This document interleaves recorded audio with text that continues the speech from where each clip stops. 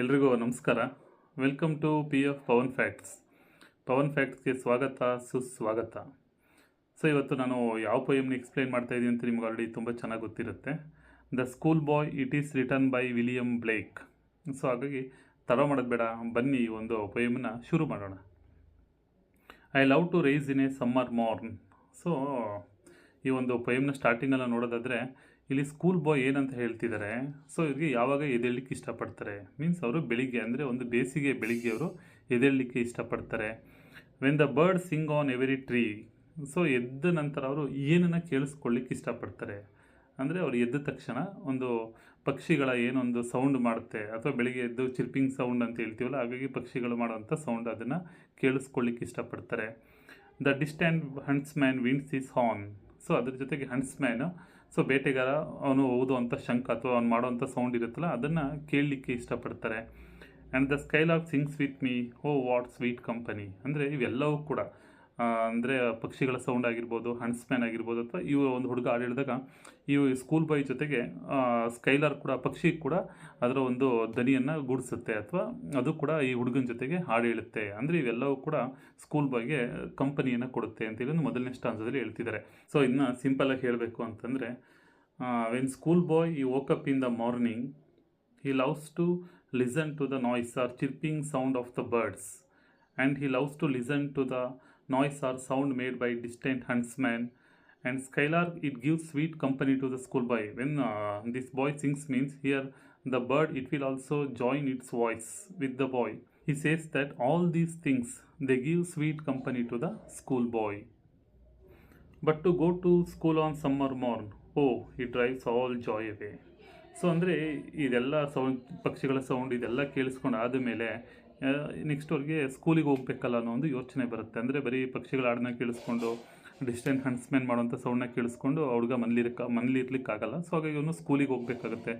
So ಸ್ಕೂಲಿಗೆ ಹೋಗ್ಬೇಕಲ್ಲ ಅಂತ ಥಾಟ್ ಬಂದಾಗ ಆ ಹುಡುಗಂಗೆ ಏನಂತ ಅನಿಸುತ್ತೆ, ತುಂಬ ಅವನಿಗೆ ಬೇಜಾರಾಗುತ್ತೆ. ಅಂದರೆ ಅವ್ನು ಏನು ಖುಷಿ ಇರುತ್ತೆ ಅದೆಲ್ಲವೂ ಸಹ ಹೊರಟೋಗುತ್ತೆ. Under a cruel eye outworn, the little one spend the day in sighing in dismay. ಅಂದರೆ ಯಾರು ಎದುರುಗಡೆ ಕೂರಬೇಕಾಗುತ್ತೆ ಅಂದರೆ ಸ್ಕೂಲ್ ಟೀಚರ್ ಎದುರುಗಡೆ ಅವನು ಕೂರಬೇಕಾಗತ್ತೆ. ಸೊ ಆ ಒಂದು ದೃಷ್ಟಿಯನ್ನು ಅವನ ಕೈಲಿ ಫೇಸ್ ಮಾಡಲಿಕ್ಕಾಗಲ್ಲ, ಅಂದರೆ ಅವನು ಭಯ ಪಡ್ಕೊತಾನೆ. ಸೊ ಹಾಗೆ ಅವನು ಸ್ಕೂಲ್ ಅವನು ಹೇಗೆ ಕೂತಿರ್ತಾನೆ ಅಂತಂದರೆ ತುಂಬ ಅವನು ಭಯ ಪಡ್ಕೊಂಡು ಕೂತಿರ್ಬೇಕಾಗುತ್ತೆ.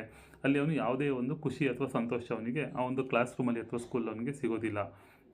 ಸೊ ಅದನ್ನೇ ಇಲ್ಲಿ ಹೇಳೋವಂಥದ್ದು. But to go to school on summer morning. So when he thinks that if he has to go to school on summer morning means it will drive all his joy away, and he has to face the cruel eyes of his teacher. Means he can't face the cruel eyes of his teacher. That's why he got scared. That's why the school boy, he doesn't like to go to school. He wanted to play. He wanted to play with his friends. He wanted to play with nature, with his friends. So ಹಾಗಾಗಿ ಅವನಿಗೆ ಸ್ಕೂಲ್ಗೆ ಹೋಗ್ಲಿಕ್ಕೆ ಇಷ್ಟ ಆಗಲ್ಲ. ಹಾಗಾಗಿ ಮಕ್ಕಳ ಜೊತೆ, nature ಜೊತೆಗೆ ಅವನಿಗೆ ಆಟ ಆಡಲಿಕ್ಕೆ ಇಷ್ಟ ಆಗುತ್ತೆ. Then at times I drooping seat. Drooping seat means ಅವನು ಸ್ಕೂಲ್ ಯಾವ ರೀತಿ ಕೂತ್ಕೋತಾನೆ, ಬೆಂಡಾಗಿ ಕೂತ್ಕೋಬೇಕಂದ್ರೆ ಬೆಂಡಾಗಿ ಕೂತ್ಕೋತಾನೆ ಅಂತಂದರೆ ಅವನಿಗೆ ಕ್ಲಾಸಲ್ಲಿ ಯಾವುದೇ ರೀತಿ ಆಸಕ್ತಿ ಇರೋಲ್ಲ, ಹಾಗಾಗಿ ಅವನಿಗೆ ಬೇಜಾರಾಗಿರುತ್ತೆ. And spend many an anxious hour. Anxious means nervous. ನಾನು ಆಗಲೇ ಹೇಳಿದಾಗ ಅವನಿಗೆ ಸ್ಕೂಲಲ್ಲಿ ತುಂಬ ಭಯ ಇರುತ್ತೆ, ಖುಷಿ ಇರಲ್ಲ, ಸಂತೋಷ ಇರಲ್ಲ, ಭಯದಿಂದ ಕೂತ್ಕೋಬೇಕಾಗಿರುತ್ತೆ. Nor in my book can I take delight, nor sit in learnings power. ಅಂದರೆ ಅವನಿಗೆ ಸ್ಕೂಲಿ ಯಾವುದೇ ಬುಕ್ಸಿಂದ ಆಗಿರ್ಬೋದು ಅಥವಾ ಸ್ಕೂಲಿಂದ ಆಗಿರ್ಬೋದು ಯಾವುದಲ್ಲೂ ಕೂಡ ಅವನಿಗೆ ಸಂತೋಷ ಸಿಗ್ತಾ ಇರೋದಿಲ್ಲ. ನೈದರ್ ಫ್ರಮ್ ಇಸ್ ಬುಕ್ಸ್ ನಾರ್ from is school is getting happiness. ಅಂದರೆ ಇವೆರಡರಲ್ಲೂ ಕೂಡ ಅವನಿಗೆ ಸಂತೋಷ ಸಿಗ್ತಾ ಇರೋದಿಲ್ಲ. ಓರಂತ್ರು ವಿತ್ ಅ ಡ್ರೆಡಿ ಶಾರ್. ಅಂದರೆ ಅದ್ರ ಜೊತೆಗೆ ಕ್ಲಾಸಸ್ ಏನಿರುತ್ತೆ, ಲೆಕ್ಚರ್ಸ್ ಏನಿರುತ್ತೆ, ಇವೆಲ್ಲವೂ ಕೂಡ ಅವನಿಗೆ ಬೋರಿಂಗ್ ಅಂತ ಅನಿಸುತ್ತೆ. ಸೊ ಅವನು ಬೆಂಡಾಗಿ ಕೂತ್ಕೋಬೇಕಾಗುತ್ತೆ. ಮತ್ತು ಅವನಿಗೆ ಕ್ಲಾಸಸ್ ಆಗಿರ್ಬೋದು ಅಥವಾ ಅಲ್ಲೇನೋ ಲೆಕ್ಚರ್ಸ್ ಆಗಿರುತ್ತೆ, ಸೊ ಎಲ್ಲವೂ ಕೂಡ ಅವನಿಗೆ ಬೋರಿಂಗ್ ಅಂತ ಅನಿಸ್ಲಿಕ್ಕೆ ಶುರು ಆಗುತ್ತೆ. How can the bird that is born for joy sit in a cage and sing. Here bird which is born to fly. If the bird it must sing means it has to fly. If it was trapped or if it was caught in a cage means then it cannot sing. And there is no happiness to the bird. If the bird, it should be happy means it has to fly. Then it can be happy. Otherwise there is no happiness in bird's life. And here the school boy is compared to bird and school is compared to cage. So ಒಂದು ಪಕ್ಷಿ ಇದೆ ಅಂತಂದ್ರೆ ಹಾರಬೇಕು, ಹಾರಿಲ್ಲ ಅಂತಂದ್ರೆ ಸಂತೋಷವಾಗಿರಲಿಕ್ಕೆ ಸಾಧ್ಯ ಇಲ್ಲ. ಅಂದರೆ ಅದು ಪಂಜರದೊಡೆದು ಖುಷಿಯಾಗಿರಲಿಕ್ಕೆ ಸಾಧ್ಯ ಇಲ್ಲ. How can a child when fears annoy but droop his tender wing. ಅಂದರೆ ಆ ಮಗು ಭಯ ಪಡ್ಕೊಂಡಿದ್ರೆ ಸೊ ಅದೇನು ಮಾಡಲಿಕ್ಕಾಗಲ್ಲ, ಅದು ಮಗು ಖುಷಿಯಿಂದ ಇರ್ಲಿಕ್ಕೆ ಸಾಧ್ಯ ಇಲ್ಲ, ಅಂದರೆ ಅದು ರೆಕ್ಕೆ ಬಿಚ್ಚಿ ಹಾರಲಿಕ್ಕೆ ಸಾಧ್ಯ ಇಲ್ಲ. ಖುಷಿಯಿಂದ ಅದು ಲೈಫನ್ನ means it cannot celebrate its life, ಅಂದರೆ ಅದು ಜೀವನವನ್ನು ಅದು ಅನುಭವಿಸ್ಲಿಕ್ಕೆ, ಸಂತೋಷ ಪಡಲಿಕ್ಕೆ ಸಾಧ್ಯ ಆಗೋದಿಲ್ಲ. And forget his youthful spring. Youthful spring means here spring refers to his childhood. ಅದರ ಬಾಲ್ಯ ಏನಿದೆ ಅದು ಎಲ್ಲವೂ ಕೂಡ ಹಾಳಾಗುತ್ತೆ. If you don't give freedom for the child means definitely it wouldn't enjoy its childhood. ಅಂದರೆ ನಾವು ಅದಕ್ಕೆ ಫ್ರೀಡಮ್ ಕೊಟ್ಟಿಲ್ಲ ಅಂತಂದರೆ ಅದರ ಒಂದು ಚೈಲ್ಡ್ಹುಡ್ಡನ್ನು ಅದು ಎಂಜಾಯ್ ಮಾಡಲಿಕ್ಕೆ ಸಾಧ್ಯ ಆಗೋದಿಲ್ಲ. O father and mother, if buds are nipped and blossoms blown away. O father and mother, if buds are nipped and blossoms blown away. Here the schoolboy is asking his parents that we should allow buds to bloom.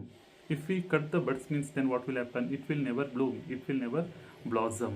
So ಅದು Bloom ಆಗಲ್ಲ ಅಥವಾ ಅರಳಲಿಕ್ಕೆ ಸಾಧ್ಯ ಇಲ್ಲ. ಅಂದರೆ ಹೂವು ಅರಳಬೇಕು, ಅರಳಿಲ್ಲ ಅಂತಂದ್ರೆ ಏನಾಗುತ್ತೆ, the life of the flower will be wasted, the life of the bud will be wasted. So ಅದು ವೇಸ್ಟ್ ಆಗಿಬಿಡುತ್ತೆ. ಅಂದರೆ ಬಡ್ ಫ್ಲವರ್ ಆಗಿಲ್ಲ ಅಂತಂದ್ರೆ ಅದು ವೇಸ್ಟ್ ಆಗುತ್ತೆ ಅದರ ಲೈಫು. ಸೊ ಹಾಗಾಗಿ ಇಲ್ಲಿ child, here the school boy is compared to bud. Here parents they should not curtail the freedom of their children, they should set them free. ಅಂತಂದರೆ ಅವ್ರ ಮಕ್ಕಳಿಗೆ ಅವರು ಸ್ವಾತಂತ್ರ್ಯನೂ ಕೊಡಬೇಕಾಗುತ್ತೆ, ಫ್ರೀಯಾಗಿ ಬಿಡಬೇಕಾಗುತ್ತೆ. And if the tender plants are stripped means they should not strip the tender plants. ಅಂದರೆ ಒಂದು ಸಣ್ಣ ಪ್ಲಾಂಟ್ಗಳೇನು ಬರುತ್ತೆ, ಗಿಡಗಳೇನು ಬರುತ್ತೆ, ಅದನ್ನು ಅವರು ಕಟ್ ಮಾಡಬಾರ್ದು, ಅಂದರೆ ಅದನ್ನು ಬೆಳಿಲಿಕ್ಕೆ ಬಿಡಬೇಕು. Like that they should set their children free means they should not curtail the freedom of their children. ಅಂದರೆ ಅವ್ರ ಮಕ್ಕಳ ಒಂದು ಸ್ವಾತಂತ್ರ್ಯನವರು ಕಸ್ಕೋಬಾರ್ದು ಅಥವಾ ಅವರಿಗೆ ಒಂದು ಬೇಲಿ ರೀತಿ ಆಗಬಾರ್ದು. ಮಕ್ಕಳನ್ನ ಅವರು ಸ್ವಚ್ಛಂದವಾಗಿ ಬದುಕಲಿಕ್ಕೆ ಬಿಡಬೇಕಾಗುತ್ತೆ.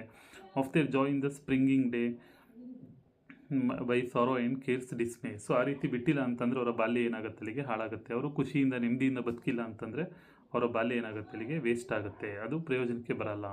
ಇನ್ನು ಲಾಸ್ಟ್ ಅಂತ ಏನು ಹೇಳ್ತಾರೆ, how shall the summer arise in joy means if they do not enjoy their childhood means there is no happiness in their youth. ಅಂದರೆ ಅವರು ಒಂದು ಚೈಲ್ಡ್ಹುಡ್ನವ್ರು ಎಂಜಾಯ್ ಮಾಡಿಲ್ಲ ಅಂದರೆ ಅವರ ಯೂತಲ್ಲಿ ಅವರಿಗೆ ಯಾವುದೇ ಸಂತೋಷ ಇರೋದಿಲ್ಲ. ಅಂದರೆ ನಮಗೆ ಬಾಲ್ಯನೇ ಸರಿ ಇಲ್ಲ ಅಂತಂದರೆ ನಮ್ಮ ಯೌವನ ಚೆನ್ನಾಗಿರಲಿಕ್ಕೆ ಸಾಧ್ಯ ಇಲ್ಲ. ಅಂದರೆ ಫೌಂಡೇಶನ್ನೇ ಸರಿ ಇಲ್ಲ ಅಂದರೆ ಅದು ಬಿಲ್ಡಿಂಗ್ ಸರಿ ಕಟ್ಟಿ ಏನು ಪ್ರಯೋಜನ, ಈ ರೀತಿ ಆಗುತ್ತೆ. Are the summer fruits appear means ಅಲ್ಲಿಂದ ಅವ್ರು ಯಾವುದೇ ಸಮ್ಮರಿನ ಒಂದು ಗಿಫ್ಟ್, ಬೇಸಿಗೆ ಒಂದು ಗಿಫ್ಟ್ ಆಗಿರ್ಬೋದು ಅಥವಾ ಒಂದು ಫ್ರೂಟ್ಸ್ ಆಗಿರ್ಬೋದು, ಯಾವುದನ್ನು ಕೂಡ ಅವರು ಪಡೀಲಿಕ್ಕೆ ಸಾಧ್ಯ ಇಲ್ಲ. If they do not enjoy their childhood means they can't enjoy their summer and they do not expect any fruits from summer. Or how shall we gather what grief destroy means grief will destroy everything, or bliss of the mellowing year when the blast of winter appear means they can't expect better days in their future. ಅಂದರೆ ಮುಂದೆ ಬರುವಂಥ ದಿನಗಳು ಯಾವುದೂ ಕೂಡ ಚೆನ್ನಾಗಿರಲ್ಲ.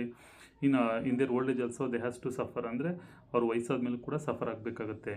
If they lose their childhood means then what will happen then if they lose their childhood means then what will happen, definitely they are going to lose their youth and definitely they are going to lose their old age also, means everything will be destroyed. That's why here spring means here his childhood is very important. He must enjoy his childhood. If he didn't enjoy his childhood means then everything will be wasted. That's why it is the responsibility of parents to set free their children. They should not curtail the freedom of their children. So ಮಕ್ಕಳನ್ನ ಸ್ವಚ್ಛಂದವಾಗಿ ಬೆಳಲಿಕ್ಕೆ ಬಿಡಬೇಕು. ಯಾವಾಗಲೂ ಓದು ಬರೀ school ಅಂತೇಳಿ ಆ ಮಕ್ಕಳುಗಳಿಗೆ ಹಿಂಸೆ ಕೊಡಬಾರ್ದು.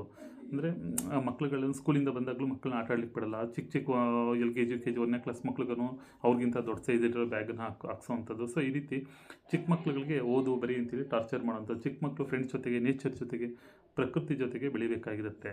ಅದನ್ನು ಬಿಟ್ಟು ಅಂಥ ಒಂದು ಮಗುನ ತಗೊಬಂದು ಬೆಳಗ್ಗೆಯಿಂದ ಸಂಜೆವರೆಗೂ ಆ ಸ್ಕೂಲಲ್ಲಿ ಕೂರಿಸೋವಂಥದ್ದು, ಎದುರಿಸೋವಂಥದ್ದು, ಬೈಯೋವಂಥದ್ದು, ಈ ರೀತಿ ಮಾಡಿದಾಗ ಮಗುವಿನ ಮನಸ್ಸು ಮೇಲೆ ಆಘಾತ ಆಗುತ್ತೆ. ಸೊ ಆ ಕೀಳಿರಿಮೆ ಅನ್ನೋದು ಇವೆಲ್ಲ ಸಹ ಕೊನೆಯವರೆಗೂ ಕಾಡುತ್ತೆ.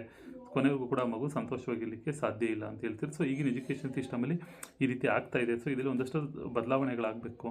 ಎಜುಕೇಷನ್ ಅನ್ನೋಂಥದ್ದು ಬರೀ ಏನೋ ಮಕ್ಕಳುಗಳಿಗೆ ಅದರಿಂದ ಭಯ ಹುಟ್ಟಿಸೋವಂಥದ್ದಲ್ಲ, ಮಕ್ಕಳುಗಳಿಗೆ ಸ್ವಚ್ಛಂದವಾಗಿ ಖುಷಿಯಿಂದ ಬದುಕಲಿಕ್ಕೆ ಕಲಿಸೋವಂಥದ್ದು ಆಗಬೇಕು ಅಂತ ಹೇಳ್ತಾ ಸರಿ ಈ ಒಂದು ವಿಡಿಯೋನ ಮುಗಿಸೋಣ. ವಿಡಿಯೋ ನೋಡಿದ್ದಕ್ಕೆ ಎಲ್ರಿಗೂ ಥ್ಯಾಂಕ್ಸ್. ಹಾಗೆ ಏನಾದ್ರು ವಿಡಿಯೋ ನಿಮ್ಗೆ ಇಷ್ಟ ಆಯಿತು ಅಂತಂದರೆ ಚಾನಲ್ಗೆ ಸಬ್ಸ್ಕ್ರೈಬ್ ಮಾಡ್ಕೊಳ್ಳಿ, ಇಲ್ಲ ಅಂತಂದರೆ ಪರವಾಗಿಲ್ಲ. ಓಕೆ, ಸಿಗೋಣ ನೆಕ್ಸ್ಟ್ ವಿಡಿಯೋದಲ್ಲಿ. ಬಾಯ್.